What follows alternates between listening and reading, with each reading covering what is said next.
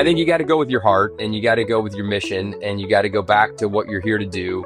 I think all companies should have an answer to the question, why do we exist? And if what you're doing today is not fulfilling the answer to that question, then you've got to go some other direction. And if we existed to create a world where sellers are loved by the buyers they serve, and here with our old product, they're not being loved by the buyers they serve, then that's a clear answer. Welcome to another episode of Outsider Inc. I'm your host, Ian Hathaway. Today's guest is Kyle Porter, the founder and longtime CEO of SalesLoft, the Atlanta-based company that pioneered sales engagement as a software category. Kyle started SalesLoft in 2011 with little more than a vision to create an environment where people could learn more, do more, and become more. The early days were anything but smooth. The company nearly failed in its first year, forcing Kyle to lay off most of the team and rebuild from scratch. But through bold pivots, including shutting down its most profitable product to bet on what would become Cadence, a foundational component of the SalesLoft platform today, the company grew into a category leader, serving thousands of customers worldwide. Under Kyle's leadership, SalesLoft scaled to unicorn status in 2021 and ultimately reached a $2.3 billion valuation the next year with a majority investment from Vista equity partners. Along the way, SalesLoft became one of Atlanta's most celebrated startups, known as much for its culture and values as for its technology and business success. Kyle's story isn't just about building a billion-dollar company. It's also about resilience, from overcoming childhood health challenges to a life-changing turning point in college, to balancing the intensity of hypergrowth with family life. I'm excited to dig into how he turned setbacks into defining moments, what it means to lead with love as a CEO, and how he sees the future of sales enablement in Atlanta's thriving tech ecosystem. Kyle Porter, thanks for dropping by. Glad to be here, Ian. Thanks for having me. I'd like to start off with something that you've been known to use, a word that most CEOs avoid in business settings, which is love. SalesLoft's mantra, love always wins, showed up in your company values, in how you described customer obsession, and even in how you framed workplace culture. But love isn't soft, especially when you're making some of the tougher decisions you've had to work through in your career. I'm excited to go back to the beginnings in a moment. But before we do, I want to start with this. From your perspective, what does it really mean to lead with love as a CEO? How do you put it into practice, making it more than just a thing that sounds nice? That's a big one. Before I started SalesLoft, I had gone through some kind of crazy, tumultuous times in college and reached this point where I was partying too much. I wasn't paying attention to what the future of my life was going to be. And I got this really big awakening. And in this moment, I realized that I had been taking all the talents and skills that I'd been given, in addition to the ones I'd been working on, and I was squandering them. I wasn't using them to the good of society or even to myself and my family.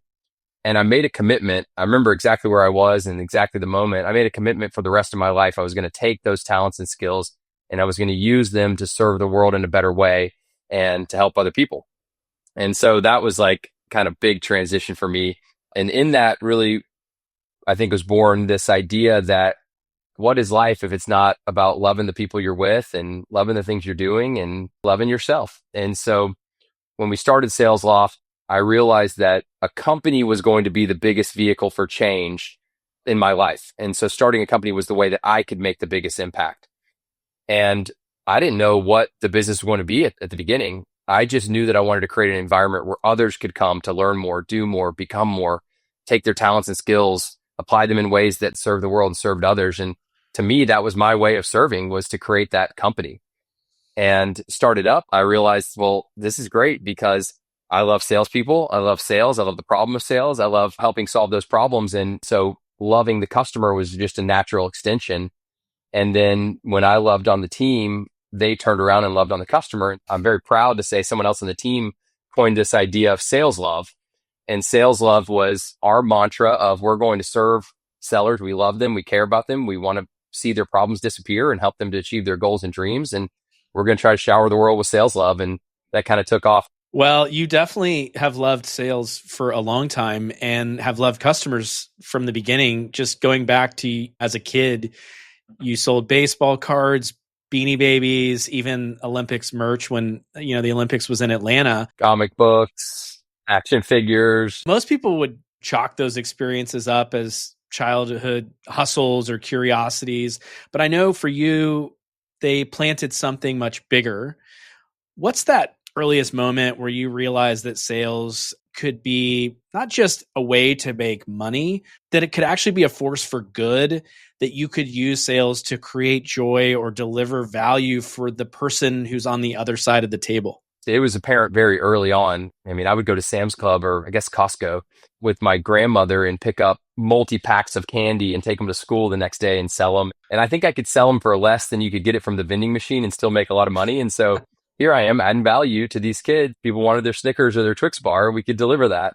But I remember the Chipper Jones rookie card, the Michael Jordan when he came down and played baseball, and I had like 15 of those cards, and I just found so many kids that wanted them. And look on someone's eyes when you deliver with them something they wanted, something that they desired, something that they really couldn't get any other way or they couldn't find. That's therapy, man. Seeing someone do that and like seeing them light up. And I think the greatest story of that was during the Olympics. You mentioned it, 1996. I was 14 years old, and I learned that people just loved these Olympic lapel pins. I could find them in certain areas. I could buy them. I would call Walmart up and ask them when they were getting their Olympic lapel pin delivery. And I would ride my bike up there and be first in the door. And then I'd take them downtown and sell them. Sales gets a bad rap in a lot of ways, of course. And sometimes it's earned. Sellers sometimes can be selfish and self-serving. But when sales is done right, it's a thing of beauty. And when you deliver something that they love, it's just amazing. It's a great story. Those sound like some joyous moments from childhood. I know others were difficult. You had some serious health challenges as a young child. Nurse would come to your house every week to give you an IV. That kind of experience can give someone a different lease on life, especially with the right parental guidance. Can you tell us a little bit about those early days, that environment you grew up in, maybe the model of those around you, and how those setbacks, those early challenges for you shaped your sense of resilience, of education or service, and how it shows up in you today? Yeah, sure. Well, thanks for asking. I was adopted at birth. My mom worked at Children's Healthcare Hospital of Atlanta. And so she was on the hunt for a baby to adopt, and she was able to navigate to get me. And my biological mom never saw me. C-section, she was out and off I went. But when I got home, unhappily for everyone, I had this raging, nasty fever, and they rushed me back to the hospital. And quickly the doctors diagnosed me with what's called a gamma globulin immunodeficiency. It's like the longest word I've ever seen. But basically, there's certain blood cells that my body wasn't producing to fight off infection. If I would get sick, it was hard for my body to fight it, and I got sick often. So I was in and out of the ER. I had chronic asthma. I had these Gamma Guard IV drips once a week. But I think at a young age, it was tough because I kind of was like, everybody else is normal, but I'm this sick kid. And so I had this really kind of debilitating self-doubt that crept in, and it gave me some insecurities. But then there was also like this fight to prove the doctors wrong, to advance past this illness, to do everything that everybody else did while still holding my arm with an IV bag. IV's in, and I'm shooting one-handed basketball hoops in my yard. I'm riding my scooter, and the nurse is running next to me while she's holding this thing. I tried to just basically live my life as best I could. And really what it taught me to do is just like fight like hell, I think I kind of tricked myself a little bit into like, hey, this isn't real. And at age 11, my body started producing these blood cells to fight off infection, and it was a miracle. Well, after hearing that story, I'm 0% surprised that you became a successful entrepreneur. It seems like you were fighting like hell and making the best with what you had. That's really what entrepreneurship is about. You hinted earlier about a turning point during your college years. You went to school at Georgia Tech, nearby where you grew up. You were living that kind of classic campus life, maybe partying a little bit too hard. Things caught up with you, and you eventually went into rehab in late 2002. And you said that moment, which was certainly a low point for you at the time, really changed your life for the better. Can you take us back to that time? Like, what was going on for you? But really, more importantly, what shifted in your mindset coming out of that experience that's still with you today? I had created a animosity towards authority figures. And I think that spun out of doctors telling me that I was going to die and me not wanting to believe them. And I got in trouble in school as a kid too. So it was teachers and principals, that sort of thing. But when I turned 11 and had this miraculous cure, I started kind of living my life for myself, and almost like the world took something from me, I'm going to get it back. That meant that I was selfish. I was self-serving. I was partying. I was having fun. I wasn't thinking about the future. I wasn't thinking a lot about other people, quite frankly. And so in college, that was my only mentality. It wasn't how do I get good grades and get a great job? It was how do I have fun? And that led down the road to being arrested once. And then that went down the road to being arrested again a month later. After the second arrest, my dad checked me out and sat me down and he said, "Hey, I think you need to go rehab." And I was like, "No, dude, I don't have a problem." And he goes, "Well, it'll help your court case." I go, "Okay, let's do it." So I check in and there's something weird happened. There's like a little voice in my head. He said, "Hey, Kyle, like, why don't you actually listen to what these people have to say and see what happened?" And so I went in and there was like this small group where there were a bunch of folks my age and all different walks of life, all different histories and experiences and troubles. And they all started just opening up and sharing everything. And so I told my whole story, and it was like this breath of fresh relief of like, oh, they don't think I'm a loser because I was sick as a kid. And I started following the rules, like listening to what they said and taking their advice. They have 12-step program in AA and NA. And I, to this day, believe that the 12-step program would help anybody, regardless of whether they had an addiction or any issue with alcohol and drugs. So I went through the process and had this big awakening. Call my brother, call my sister, call my mom. It was like the best our relationship had ever been. But in that was really this wake up call that said, like, first 11 years of my life, I was living to survive. Like my whole entire mission was live, like don't die. And then after that, it was like, take the most out of life that you possibly can. I'm like, I need a new thing here because these aren't working. I've always kind of found myself in leadership positions and I've got these skills. Well, let's use them to make the world a better place. Let's use them to add value. And I'm pretty happy to say that obviously I make mistakes along the way, but that's been my mission and mantra ever since then. Thank you for sharing that story. I'm reminded of a friend of mine who also successful serial entrepreneur. He was addicted to alcohol. It was ruining his life as an adult. But he said to me, I want to live a life where I can go into any room and not be afraid of who I'm going to run into or a question I'm going to be asked. And that's a lesson I've tried to take with me forward. I think of it as clear conscious living, which is a great way to live and deal with your problems, deal with your past so you can have a better future. So as you pulled out of that situation, finished college, Georgia Tech, you jumped right into the working world, first at a boutique recruiting and professional services firm that really introduced you to Atlanta's startup scene. Then you started a company, Sports Bar Digital, which was placing ads and running video game machines and sports bars around town. And then a startup called Nano Lumens, where you really accelerated your advance to the front lines of marketing and sales. Looking back on those early professional experiences, what did they teach you about the kind of company that you wanted to build? And maybe just as importantly, what kind of company you did not want to build? One moment, I was driving a tractor trailer with a bunch of arcade game machines in the back of it, poker machines and Golden Tee golf machines. And I started to get drowsy, so I pulled over in a truck stop. And I had this stacks of $1 bills that smelled so bad, dude. They smelled like beer and they're grimy and it's cigarette smoke and all these bars. I pulled over and the business wasn't doing what I had anticipated it would do and what I could do with it. And so I wrote a manifesto, and the manifesto was like, here are the things that my next business is going to have. I'm going to sell to white collar people and not sell in bars. I'm going to take digital forms of currency. I'm going to do an innovative business, not a replicative business. So the amusement gaming business was one that lots of other people participated in. And I wanted to do a business that was new and no one did it at the time. And then the last one was, I loved these games, like really, really love playing poker and playing golf. And so I said, I'm going to validate the needs of the market for the product I'm offering based not solely on my interest in that product. I'm going to use real market validation to decide whether this is something good. I think on the learning side, every one of these experiences was paramount for instilling some skill or success kind of capability inside me. But I would say by far and away, the one that stood out as strongest was recruiting. When I started SalesLoft, I knew that I could recruit.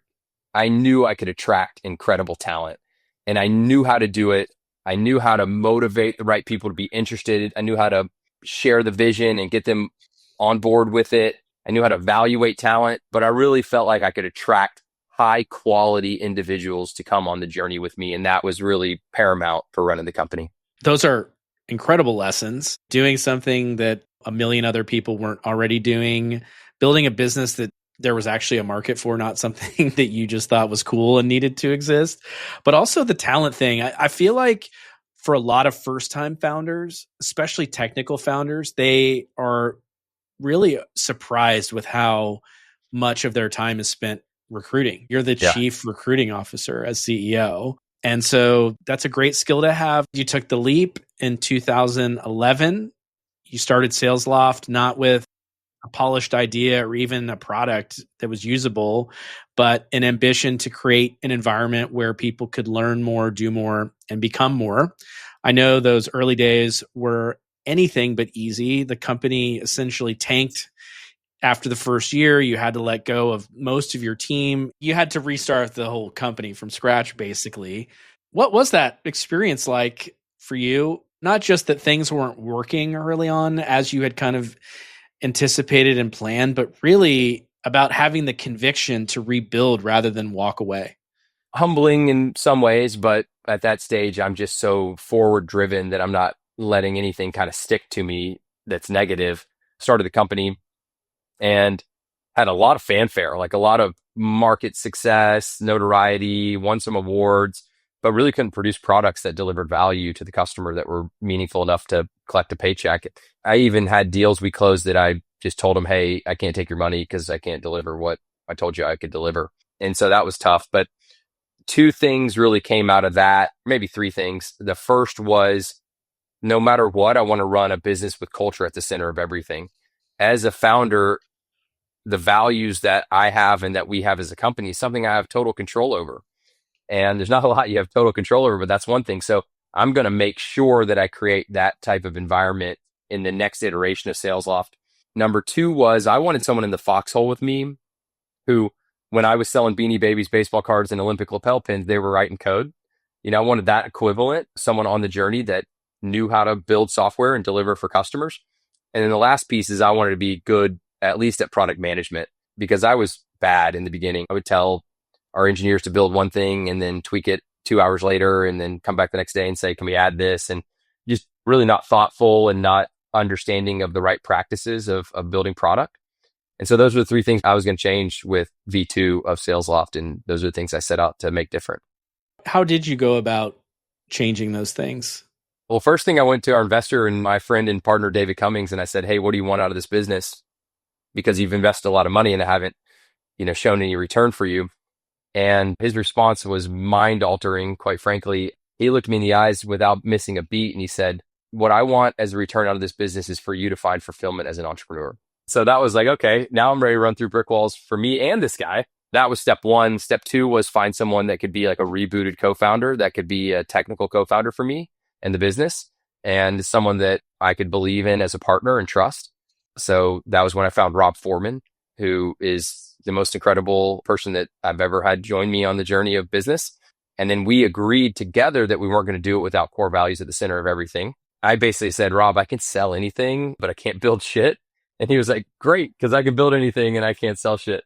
So that worked out really well. And then the last piece was just, I went down the road of like, how do I be a good product manager? Because I had the idea of the product always in my head. I just needed to know how to translate that to the engineering team in a way that we could build from it. So I just dove in and learned. Becoming a good product manager, what are some of those like early principles for early companies, especially maybe first-time founders who haven't built a product company before? I just had to love the users so much that I could understand them deeply.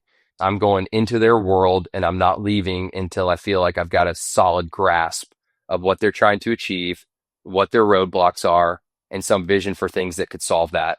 And that was fun for me because if you showed me a room full of people selling and said, you get to hang out here and learn from them all day, that's one of my favorite things in the world to do. So I was fortunate to be in environments where there were lots of companies, kind of startup ecosystem type environments where you could just bounce around table to table and talk to people about what they're working on and why. And then knowing how to translate that and doing it in a way that's not disruptive, really shaping the vision and building out the user stories and doing my research and kind of getting my story together before I translate it to them. I think that was really important. And then not thrashing, not letting kind of whims of the hour after I come up with a vision kind of shape that vision really quickly, but make sure that it's real information that's shaping it. And I really did build it for myself too. Some people advise not to do that, but we always built SalesLoft for the version of size of company we were plus the next version. The next version we were going to be in growth is like always where the ideal customer was for us. And I know this gets repeated a lot, but I'll just underscore it. If you don't have an intimate understanding of your customers' day-to-day activities, their pains, their joys, how they get a Christmas bonus, right? You shouldn't be building in that space until you do. It's absolutely essential. So you pull yourself out of those initial challenges, start building a company, build a product that people wanted, but you faced another crucible moment. Prospector, it was your flagship product. It was successful. Yeah. It grew into 7 million ARR business, but it wasn't generating quality leads. A lot of customers were using it to spam on LinkedIn. This, of course, made LinkedIn corporate very unhappy with you. It was a house built on sand. So in 2015, you made a really tough call and you killed that product. It ultimately worked out for you. But just walk us through that moment. How did you have the courage to shut it down? Was that choice made for you, or was it really a tough call? I had envisioned a world where sellers were loved by the buyers they served.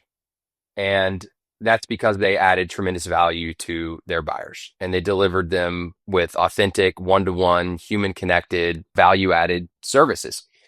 And so we wanted to bring sincerity into the sales equation. And what I had heard from sellers and seen was they really wanted contact lists of people they were trying to reach out to. And the way to do that before was really bad. It was like Jigsaw, data.com. It was before the Zoom infos really kind of took off and were successful. And we realized the best contacts, the most accurate and up-to-date list of people in professional settings in the world is on LinkedIn. And so what sellers were doing is they'd go to LinkedIn and they'd copy and paste first name, last name, company name, title. They'd try to backdoor into what their email address is. They try to find a corporate phone number and dial it. And I'm like, well, we can make that a lot faster with the Chrome extension that just takes that information and shoots it right to your CRM or a spreadsheet. And then we could build this email validator that will talk to the mail server and check first name and last name and initials and domains to validate whether the email is accurate or not. So we built it and it was awesome and it took off. But what we started to realize is they were taking these lists and they were throwing them in these marketing automation grinders, if you will. I just had this vision of them like getting this list from SalesLoft, pouring it in the machine and cranking out these spam emails and just blasting them all over the world. And so we said, okay, well, what if there's a smarter way to communicate with your buyers? Manually, what we're doing today is we're taking those lists and we're creating a template, but we're adjusting that template to show understanding of the buyer. And we're sending those emails one-to-one and we're following up and we're tracking it in a spreadsheet. Okay, well, what if we make that faster, easier, smoother? And let's create this communications cadence that buyers can put these lists in and start to reach out to their buyers in a more authentic way. And so we started to build cadence and it was taking off and we were kind of unhappy with the other piece that people would do. They would buy Prospector from SalesLoft, download this huge list, cancel their subscription. And then they would come back like 2 months later and like renew, and like do a big list, cancel their subscription. So it was kind of hard to do a recurring revenue model. But at the same time, LinkedIn was unhappy with it, as you can imagine. And some of those conversations can't be repeated much here. I love and respect LinkedIn, always have. And so I went into those conversations with the desire for us to still be able to build a great company and fulfill our mission, but also to showcase that we would rather be partners of LinkedIn than not. We walked away with a good handshake and I made a commitment to them what I was going to do. And what I was going to do was shut down that original product and ride on the tails of what we thought was way better, which was a product that we controlled completely, that didn't depend on outside data sources, that was growing well into the monthly double digits. And I saw it as the vision of the future of the business. So it was hard in the sense that we're kind of saying goodbye to recurring revenue, but it was easy in the sense that the dream was going to happen on the backs of the new product, the Cadence product. And I fully understood and realized that. So we came home and came back to the office and set up a graveyard and buried Prospector. And there was some incense and seances, and there was a formal, proper goodbye. We announced it to our customer base, and we put all our eggs in the basket of Cadence, and it just took off like wildfire. And then LinkedIn became an investor. LinkedIn Oh, became a high paying customer. LinkedIn became a great API partner. We really did fulfill kind of full circle on showing that that was a company that we cared about and that we loved, and we wanted to be part of their journey and have them be part of ours. what would you say to founders out there right now who are facing this decision? See this especially in B2B enterprise, where your early revenue is actually bad revenue for a bunch of different reasons. But that decision to turn off what is ultimately unsustainable revenue, but might be growing quickly, investors are excited, you got to raise money to stay alive. People who might be scared shitless right now facing that exact thing, what would you say to them to maybe help carry them through and making the right choice, which they already know what the answer is? Probably worthwhile to say it's a little Monday morning quarterback because it worked out for us. Yeah, It could have not worked out, but I did feel and know that what we had built with Cadence was something special. And so I was very confident. I think you got to go with your heart, and you got to go with your mission, and you got to go back to what you're here to do. I think all companies should have an answer to the question, why do we exist? And if what you're doing today is not fulfilling the answer to that question, then you've got to go some other direction. And if we existed to create a world where sellers are loved by the buyers they serve, and here with our old product, they're not being loved by the buyers they serve, then that's a clear answer. So I think you got to follow your mission. You got to have purpose, and those things have to line up with what you're doing. Flash forward a few years, the pandemic happens, changed a lot of things for a lot of people in a lot of ways. Sales teams go remote fully. Yeah. Your own sales cycles significantly compressed during that time. By 2021, your revenue doubled and you hit unicorn status with a $100 million Series E round at $1 billion valuation. How did that super rapid growth, how did that unfold from your perspective? What was it like to go from like, oh shit, the sky is falling, to having one of the biggest quarters in your company's history? It's really weird. There's so many mixed emotions. I'm surprised at how emotionally I got sad when you brought up COVID, even though COVID boosted the business significantly. We were set to have our biggest annual conference ever. We had booked the hotel room. We had sold thousands of tickets. We had sold millions in sponsorships. We had lined up high profile speakers, and we were planning to do it in March of COVID year 2020 in San Francisco. And 3 weeks before the conference, that gets canceled, and we're out like all the money, by the way. So we got to work out from behind that. And now we're thinking like this is going to be a wild change, and we're going to lose a bunch of revenue and lose a bunch of customers. And I'm going on Zooms with my investors, and it's all about being cautious and being careful. And we get a dip in revenue right at COVID, and we go, okay, the forecast changes. We're going to have to slow down the growth. And quite frankly, we're going to have to cut back on the team. And we lost a lot of people that I cared about deeply. But coming out of that, things just blew up in a positive way. Now the sellers are at home, and we had these like long-standing sales cycles with enterprise customers that had taken 6 months before, and they were signing POs like weeks after short term. We realized that we really could help and serve and deliver, and we communicated that to customers, and they believed it and they understood it. And so SalesLoft took off, and the growth was dramatic, like you said. And I think a lot of SaaS companies did experience that. They call it like the Zoom effect in some ways. But yeah, it took off and really grew rapidly after COVID. The reason I felt sad when you said the word COVID was I didn't go to the place I cared so deeply about anymore. I didn't walk in the SalesLoft offices. I didn't see the people on this journey with me every morning when I walk in. I get the high fives and all the fun we'd had, all lunches and breakfasts and meetings and happy hours and chess games. I mean, like music, and all that stuff went away, and it went away fast.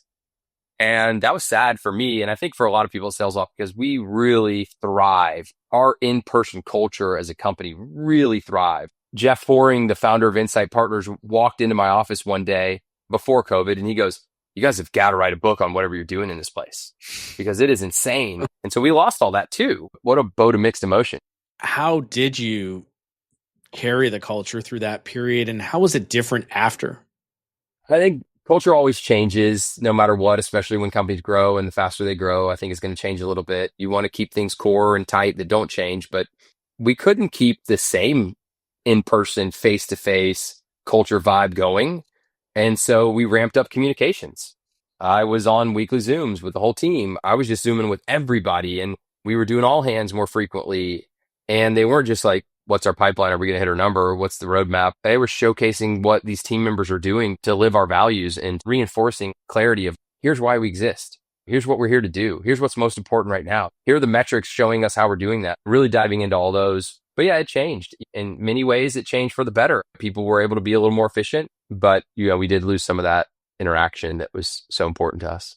Yeah, it was tough. Even at the time I was working at Techstars, and that was a remote first company to begin with, but being stuck in your house 7 days a week changed some things. It also changed things in an amazing way for me because now I'm here on the farm with these kids that I haven't been spending a lot of time with, to be honest with you. I'm traveling a lot. I'm living in 2 different cities. I'm going to customer events and customer site. So that was special because now I'm spending a lot more time with my wife. I'm spending a lot more time with Clark, my son, Brooklyn, my daughter. I'm on the farm. I'm on the water. I'm riding horseback. I'm doing other things. So my life did change too in that scenario. And it was like, do I want everyone to get back? Yeah, I want what we had before, but I kind of don't want to give up what I have now.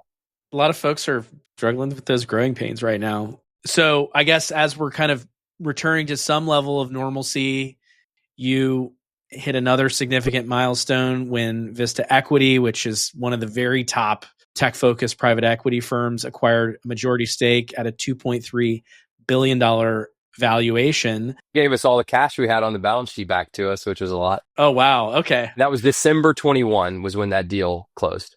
Not a ton of founders go through that. Tell us a little bit about your decision to sell a majority stake to private equity. What made that attractive? And what was it like to go through that process as a founder? Yeah, that's a wild one. So I think early in 2021, we had experienced that post-COVID boost, companies firing on all cylinders.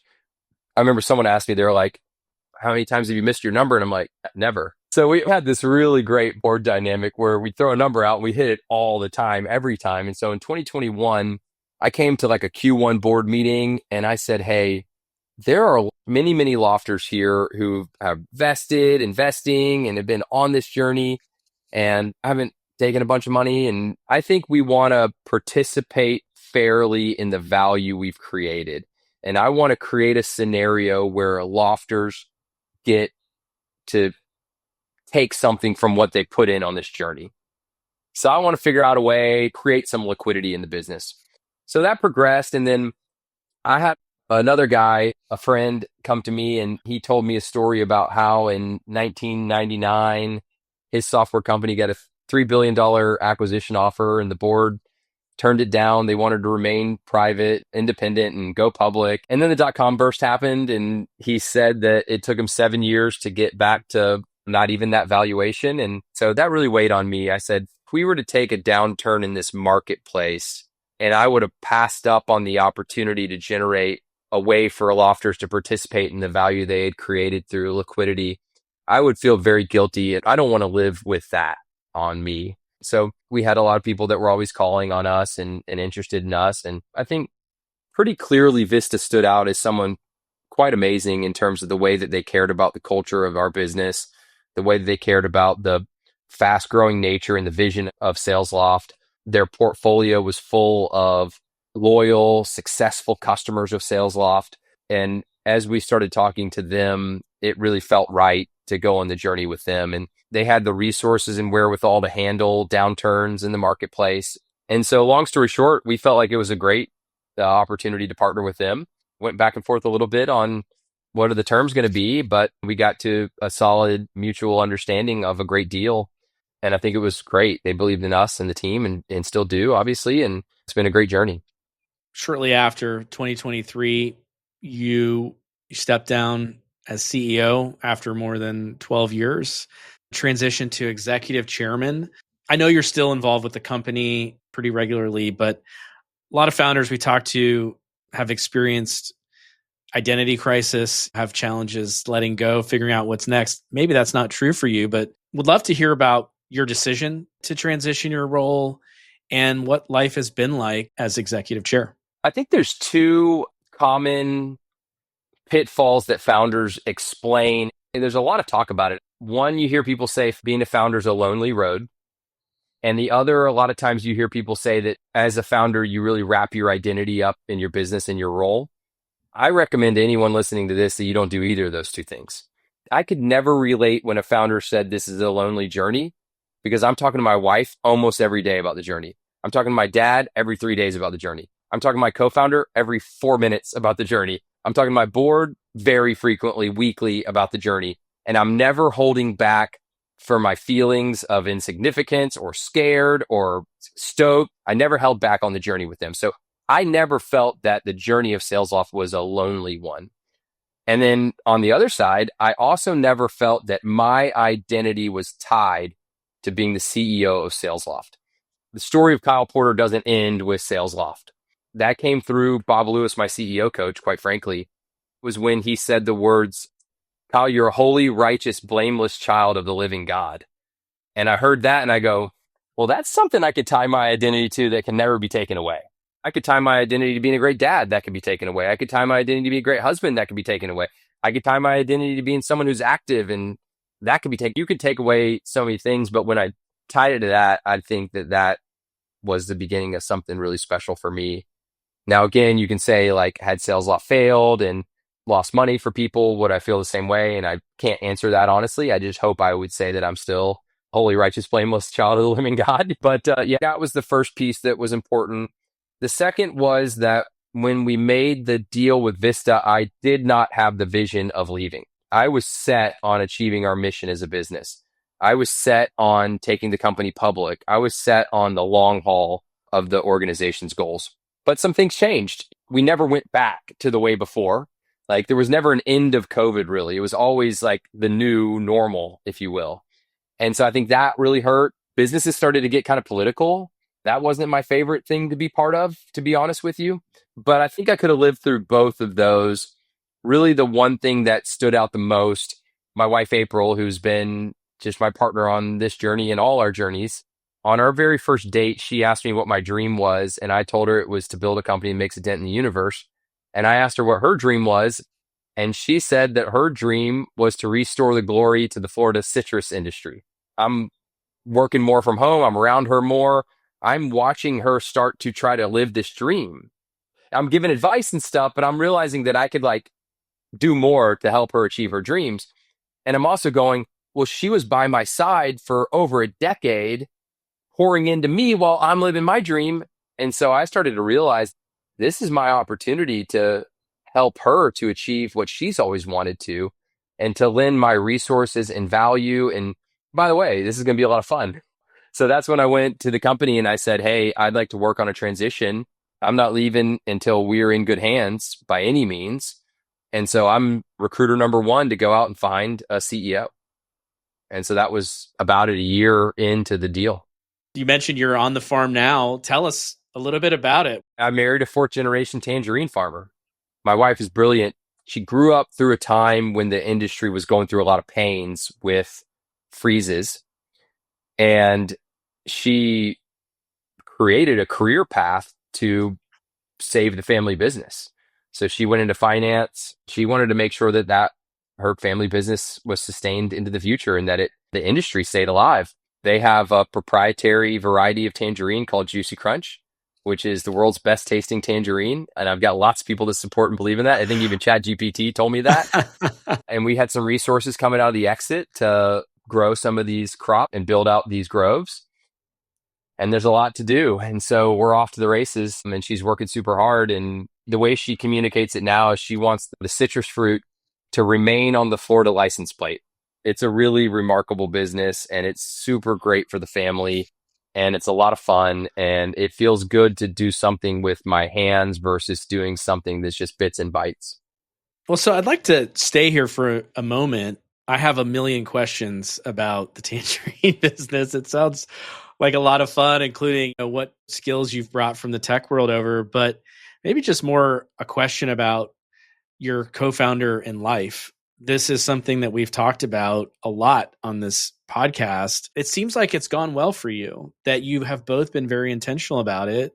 What are some tips or maybe some suggestions for how you've navigated supporting each other's professional dreams while having a healthy marriage along the way and all the ups and downs of entrepreneurial life?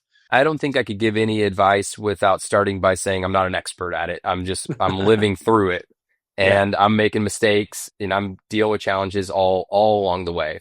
And one of those challenges is, let's say that I'm on the second pickup of the day, dropping the kid off at this place, and I'm responsible for dinner. And April looks like the old Kyle Porter on the patio, pacing back and forth on phone calls, right?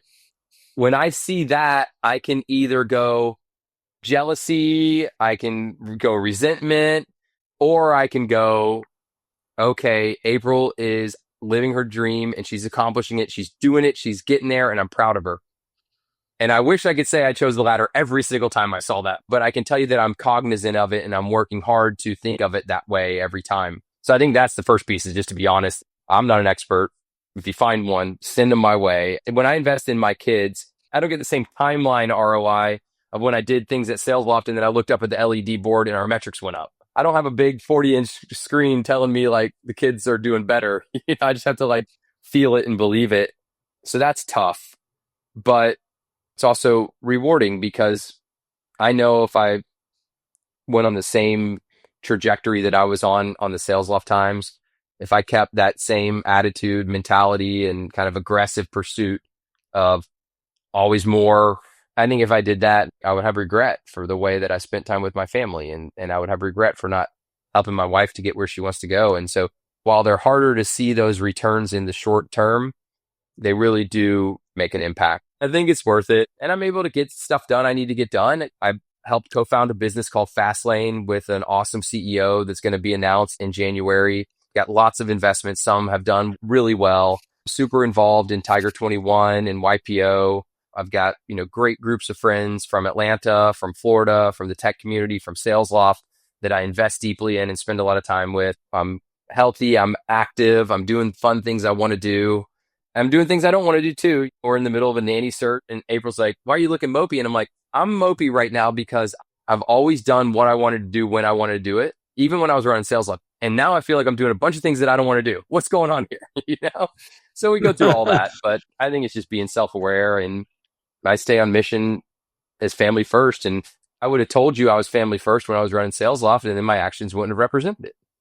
Now I can tell you I'm family first and guarantee that my actions represent it. There's obviously seasons in life, from Kyle who's pacing back and forth on the phone to Kyle who's coaching baseball and running the kids around. They have expectations of you. They have this vision of you, both you and April. What do you hope that you're modeling for them? That's a really good question. I think values first. We say what's important to us, and then we operate in that way. So we talk about how I could still be running a company, but instead I'm doing this, and it's to be with you. And so I think they know that and see that. And they also know about the journey, and they know that I worked hard to achieve my dreams. And I mean, it kind of goes back to the beginning of the opening of this podcast. It's all about love. It's one thing to say, I love this, and it's another to show that you love something. And so I'm just constantly operating from love with them. And I want them to know that that's the most powerful thing in the entire world. And I think they do. I agree with that 100%. One of the things we look for is how well do they treat other people when we're not looking, and how much do they love themselves. I feel like every terrible decision I made is because I wanted to fit in. I didn't know who I was. And so I think that comes down to the same thing: love for self and love for others. Speaking of love, I want to shift gears a little bit and talk about Atlanta, right? Your home city. This show is really about outsiders, people who don't come from the standard kind of background or geographies, right? They're not Silicon Valley pedigreed folks who have gone on to build great tech companies. Building SalesLoft, especially at the time that you started the company, was a very different experience than if you were building in the Valley. It's always harder to raise. It's always a little harder to hire. It's harder to convince people. At the time, you were going head to head with some really well-funded competitors that were backed by some of the premier firms in the Valley. What were the advantages and the disadvantages of building in Atlanta. And when you look at maybe some of your competitors, what gave you the conviction that SalesLoft could outlast all of them? Atlanta has so many great attributes that help companies to be successful. The airport can get us anywhere. We've got lots of Fortune 500 companies, lots of talent from the Southeast, graduates, colleges, SEC and ACC schools. They move to Atlanta. The people are just amazing in general. That Southern hospitality. And you got successful founders who have built great businesses who are pouring back into the next round of businesses. So you have a lot of ingredients right. Additionally, in my time, there was a surge of B2B marketing that was happening. You had Silverpop, you had Pardot, you had MailChimp. And so there was this kind of B2B marketing energy that was in the city. And so for us to kind of take that one step and go B2B sales, that wasn't a giant leap.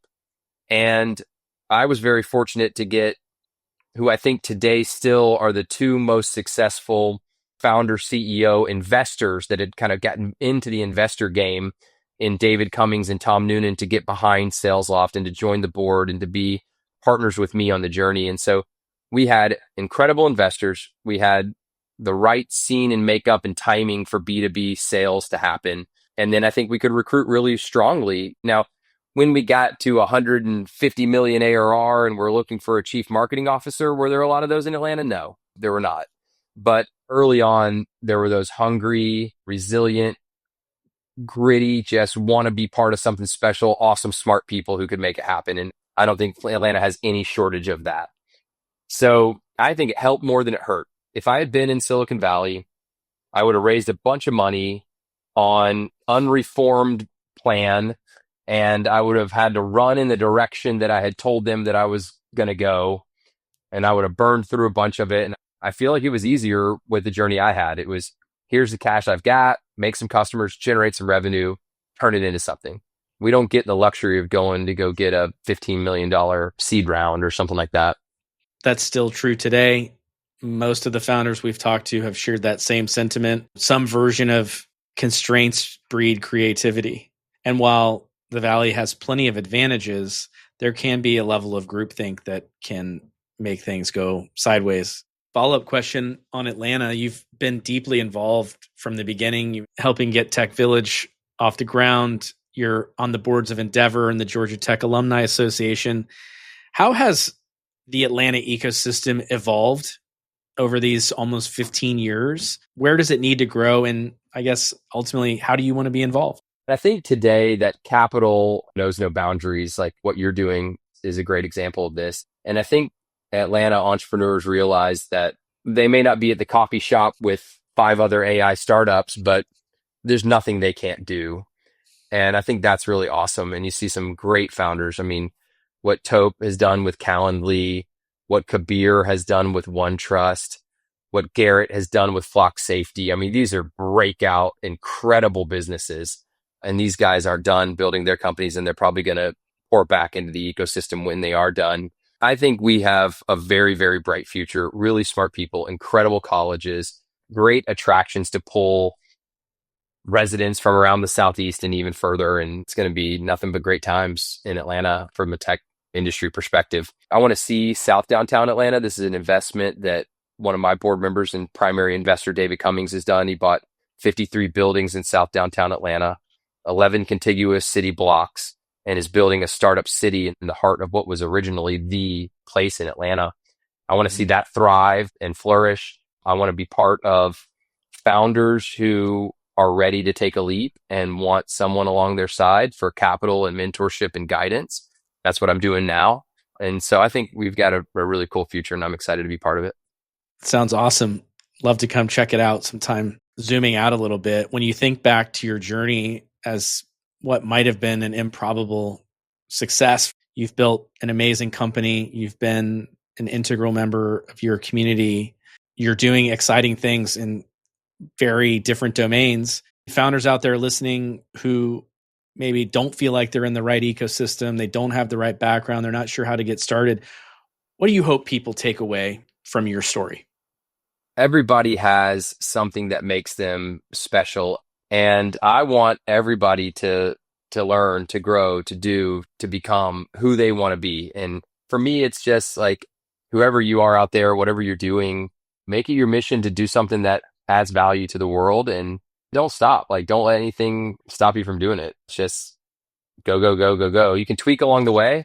I read a Howard Marks quote the other day that I absolutely loved. It was that experience is what you got when you didn't get what you wanted.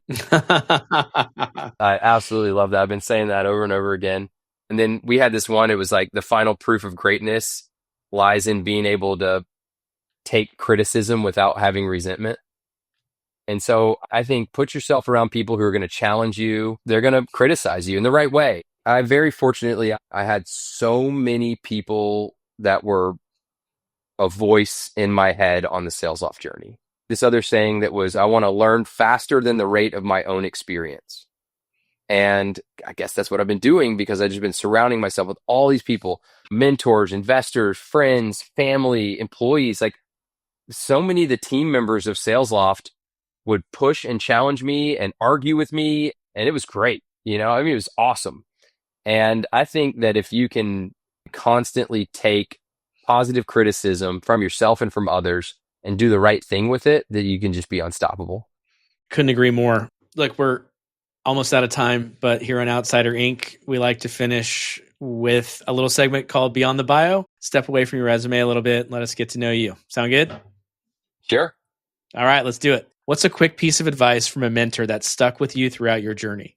I'm not going to go mentor in this one. I'm going to go book. There was this Tony Hawk autobiography, and he said, once you've achieved proficiency, take your specialty to a level that fellow specialists can appreciate. Innovate. Like that's what will set you apart when you become a pioneer of pioneers. And to me, when I read that, I was like, I got it. That's why Tony Hawk did the 900. I just want to keep going and keep going and keep going and never kind of be satisfied that I've like reached the level of what I wanted to achieve while I was at SalesLoft and now as well. That's amazing. I haven't heard that one. Who's an unsung hero in your life and what has been the impact they've had on you? Man, I like to sing about my heroes. So there's lots that have been sung. There are 3 gentlemen that are more senior than me that were mentors on the SalesLoft journey, Charlie Paparelli, Rusty Gordon, and Bob Lewis. All 3 of these guys have been entrepreneurs, corporate America. They're probably my father's generation, and they've seen so much, and they challenged me. I remember I was saying something, and I was making an excuse for something. And Bob goes, wow, that is one juicy rationalization. And I was like, he's right. I'm over here making an excuse, and I'm making it so good. It sounds so good, this excuse. And he's like, that is juicy. So I think those guys, they're the unsung heroes of the SalesLoft journey. And I put my dad in that category as well. My dad is the unconditional love guy. My dad and my sister are like the closest examples to the walk of Christ that I've seen in the real world. They just love, love, love, love, love, and never stop. And sometimes they get walked all over, you know, and it's sad to see that, but they don't care. They just keep doing it. And it's really cool. That's probably the greatest gift a father could give. Yeah. Who's someone in the Atlanta startup community who doesn't get enough credit and deserves a shout out? Oh, man. Well, I mentioned Tope, Kabir, and Garrett. They all get shout outs. I think John Birdsong and what he's doing as the CEO of South Downtown Atlanta definitely deserves shout outs. Philip Lewis and what he's doing with Fulcrum Equity, really, really awesome. So I think those are some of the guys that you definitely need to pay attention to. Tell us something most people don't know about you, something outside of work. Could be a hobby, favorite travel spot, a guilty pleasure, or maybe even a hidden talent. I'm probably logging 3 days a week on the dirt bike with my 3-year-old sitting on the dirt bike with me right now. Abby wants to go fast and she wants to go bumpy. So I put her a little helmet on, I sit her on the front of the bike, and we just roll out on the farm, probably doing that 3 times a week. Fast and bumpy. Well, I think we know who's going to be the entrepreneur in the family next. What are 1 or 2 songs you'd like to add to our Spotify Founders playlist? Something that fuels your workday or has inspired your journey? I'm going to add one from each kid, actually. So Brooklyn is listening to Bailey Zimmerman, New to Country. So we haven't been to a Bailey Zimmerman concert yet, but I'm going to. By the way, one recommendation I have a commitment with each of my kids to do one thing that they love annually each year. So me and my daughter have committed for the rest of our lives that we're going to go to a concert every year together. Oh, and wow. Me and my son have agreed that we're going to go to every baseball stadium in America. And so, yeah, I've got Bailey Zimmerman on the to-do list. So That's Brooklyn's. And then the Ozzy Osbourne song, A Crazy Train. That is my son's baseball walkout song. And so those will be the two that I'll put on. I love that. It's amazing. Well, you already mentioned one book by Tony Hawk, but any other books that were valuable for you on your journey or that you think a first-time founder should read as they're getting going? The Advantage by Patrick Lencioni is the closest thing to a playbook that we used at the company. It's incredible. I think if you just ran a business from that one book, you could do well without reading another book. Now, we didn't do that. We read every book we possibly could, but that was the best. Danny Meyer Setting the Table is fascinating. I mean, it's so good. You can teach someone to set the table well, but you can't teach someone to want to set the table well. I remember that one. And then How to Win Friends and Influence Others, Dale Carnegie. Everyone should just read that like every other year. Because when I read it again, I go, oh, I knew all these things. Oh, I didn't do this thing today. Why not? Okay, I need to read it again. Last question. If you could give one piece of advice to someone who's about to start their founder's journey, particularly someone who's a bit of an outsider, what would it be? I would actually recommend The Man's Search for Meaning, Viktor Frankl's story. Here you have someone who has been in concentration camps, beaten, cold, naked, afraid. And Viktor Frankl comes to the conclusion that while there's things in his life that he cannot change at all, which is what happens to him, he has complete control over how he responds to that moment. I think that's the most empowering thing in the world, that everything can be taken from us, but the last of our human freedoms to choose our attitude in any given set of circumstances. We choose our own way. And I think that if he can do it, then anybody can. I love that book. Kyle, couldn't think of a better way to end. Thank you so much for sharing your time, your wisdom. I can't wait to share this episode with our listeners. Awesome. Thanks for having me. That's a wrap for today's episode of Outsider Inc. A big thanks to Kyle Porter, not only for the SalesLoft story, but for the clarity behind it. Lead with love wasn't just a slogan, but a hard filter. Clear, conscious living and purposing his talent into the service of others defined SalesLoft's culture and guided his toughest calls. The Vista chapter reinforced a simple truth: anchor identity to the mission, not the title. The blueprint: define why you exist, let values guide strategy, and keep obsession aimed at the customer. There's no doubt that Atlanta's ecosystem is stronger because of Kyle's example. If you want more from Outsider Inc., don't forget to subscribe to the platform at outsiderinc.substack.com. It's packed with highlights from today's episode and bonus insights you won't want to miss. You can follow Outsider Inc. on YouTube, Instagram, TikTok, and LinkedIn at Outsider Inc. Pod. You can also follow me on X at Ian Hathaway. Outsider Inc. is produced by Spellbinder Media. We'll be back soon with another fascinating outsider conversation. Until then, thank you so much for listening, and remember, great entrepreneurs can come from anywhere. See you next time.